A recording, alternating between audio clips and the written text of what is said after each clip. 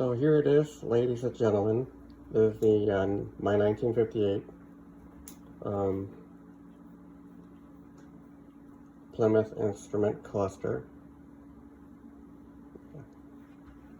You could also have a 57 the same way as well, but the trim right here, this would be different.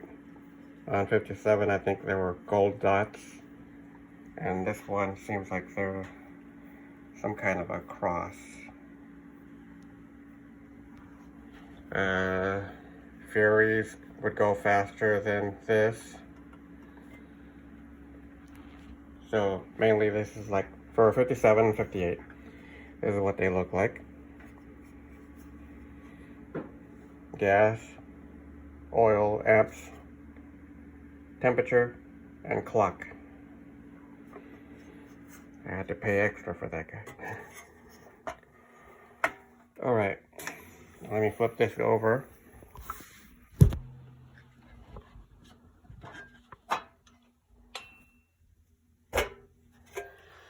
And this is what the back of it looks like. Right here. And the way to take it out, a lot easier, is you don't necessarily need to take the steering wheel off, but you could. The way to take it off, take off this instrument cluster is you got 4 of these Phillips heads screws. 1, 2, 3, and 4. You take those guys off, and that'll take it off of the whole dashboard. And you can pull it towards you, and then disconnect all your lighting and all your wiring that you might have. And then if you want to take it further apart, so you can just have this minus this outside shell. Take these guys off, these nuts, 1, 2, and 3 right here. This Phillips head right here as well. And this whole thing comes off. If you want to replace your gauges, just regular flathead screwdriver. Each gauge, I think it's being held down by only 2 screws, or bolts, whatever you want to call them. 2 of them. Except for this guy right here, the speedometer. 1, 2, 3, and 4. That'll take this whole piece out. Then you're left with this guy. You got 2 screws right here in case you want to take the odometer. I think the odometer is behind here, and the speedometer needle. All those guts are here. I tried to service this because my speedometer needle wasn't turning at all. I took this off. I think I put automatic transmission fluid in a wick that's in here.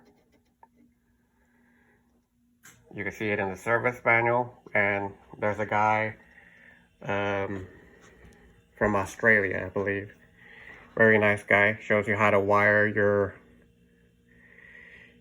your 57 Plymouth, how to wire your classic car.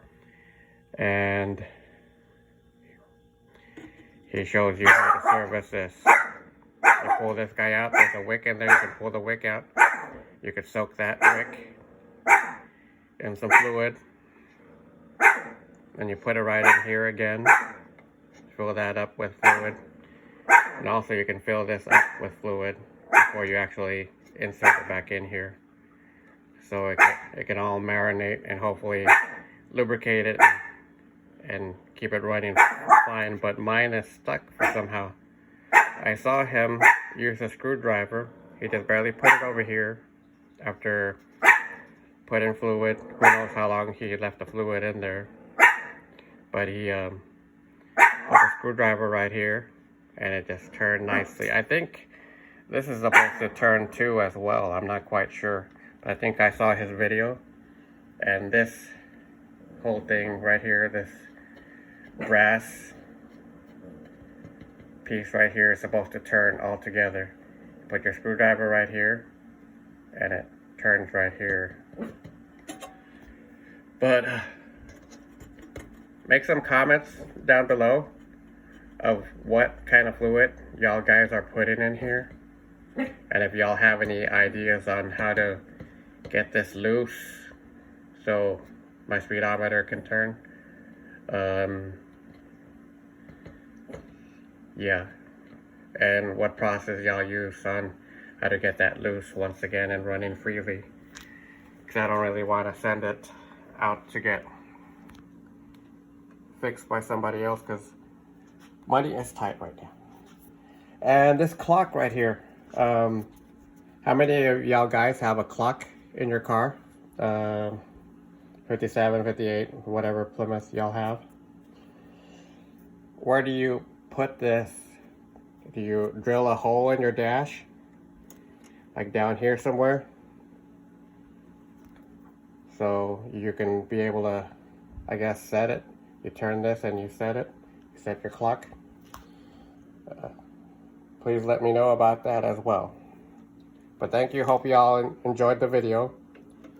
And good motoring. Happy motoring.